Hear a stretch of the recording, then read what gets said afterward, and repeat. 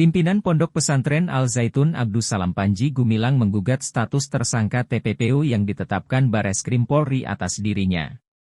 Sidang gugatan pra-peradilan yang diajukan Panji digelar di Pengadilan Negeri Jakarta Selatan pada Kamis 2 Mei 2024. Dalam petitumnya, Panji meminta majelis hakim membatalkan penetapan dirinya sebagai tersangka TPPU karena dinilai tidak memiliki kekuatan hukum yang mengikat. Selain itu, Panji juga meminta Bareskrim Polri untuk mengembalikan seluruh aset Ponpes Al-Zaitun yang telah disita dan diblokir ke bentuk semula dalam tempo 3/24 jam sejak putusan tersebut dibacakan.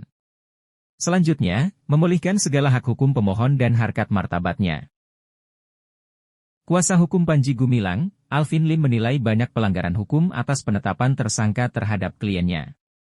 Seperti yang sudah sampaikan tadi kita bacakan di depan persidangan, ya jelas banyak sekali kecacatan di dalam penetapan tersangka terhadap Syekh Panji Gumilang. Ya. Antara lain, dua yang paling krusial adalah penetapan tersangka itu harus dilakukan berdasarkan dua alat bukti ya, yang cukup. Dan yang kedua adalah untuk seseorang ditetapkan sebagai tersangka haruslah dia memenuhi unsur-unsur pidana secara materialnya. Dan bukti yang tertera di dalam P19 kejaksaan, ya jadi kalau Anda nggak percaya dengan lawyer, boleh saja, karena kan dipikir lawyer mungkin membela kliennya kan, tetapi kejaksaan kan lebih netral. Kejaksaan ini menerima berkas dari kepolisian, ya, dan diberikanlah petunjuk bukti surat yang bernama P19, kelengkapan formil dan material. Dan bisa dibaca di P19 tersebut, ya, dari kejaksaan, coba mintakan ke kejaksaan, mintakan ke kepolisian, bener nggak bahwa kejaksaan menulis bahwa satu, belum ada bukti permulaan yang cukup. Tidak ada itu dua alat bukti. Keterangan saksi itu nggak ada yang menyatakan terjadinya pidana. Kedua, jaksa juga menyatakan bahwa perbuatan yang tergambarkan belum menceritakan, belum mendeskripsikan tentang adanya tindakan pidana di sini. Jadi di sini sangatlah rapuh berkas perkara dan penyidikan yang mereka lakukan.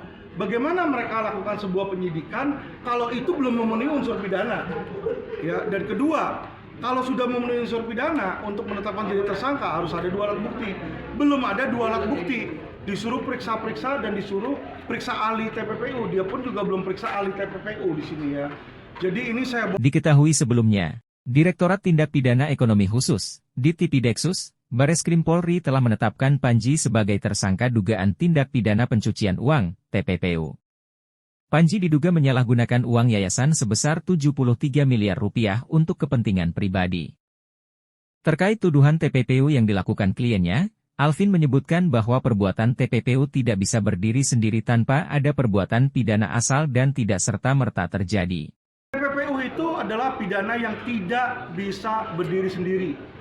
Ya, jadi nggak bisa simsalabim, abrakadabra, ya, si Panji Gumilang ini mencuci uang.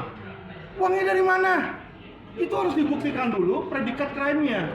Ya, TPPU itu harus ada predikat crime-nya, kejahatan awal, kejahatan asal-muasalnya. Itu terbukti, baru uang yang dihasilkan dari kejahatan itu dicuci. Nah, inilah baru ada kejahatan TPPU. Nah, yang menjadi problemnya, dia mendalilkan ada predikat crime yang namanya 372 penggelapan kalau kalian lihat. Nah, 372 itu adalah delik abduan absolut. Penggelapan tidak mungkin terjadi tanpa ada kerugian dan tanpa ada pihak yang dirugikan, ya kan?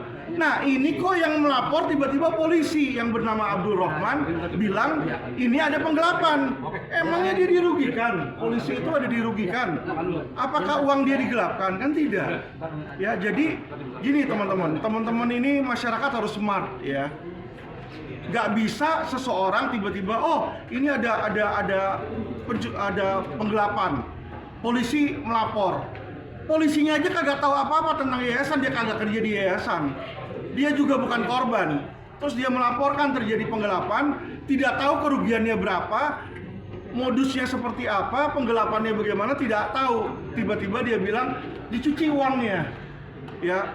Dan di P19 pun jaksa bilang hasil penyelidikannya mana? Katanya nih Abdul Rahman menyelidiki keuangan dari yayasan, ya kan? Berarti dia bukan korban, dia nggak ada sangkut pautannya sama yayasan.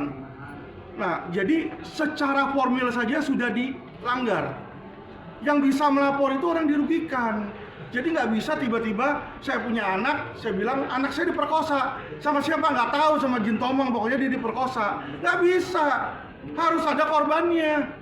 Korban. Polisi di dalam menetapkan orang sebagai tersangka, memproses hukum aja sudah sewenang-wenang, seenak jidatnya mereka. Ini bukan hukum namanya, Pak. Nah, itulah makanya kami mengambil jalur pra-peradilan. Dia boleh melanggar hukum, kita ikuti hukum.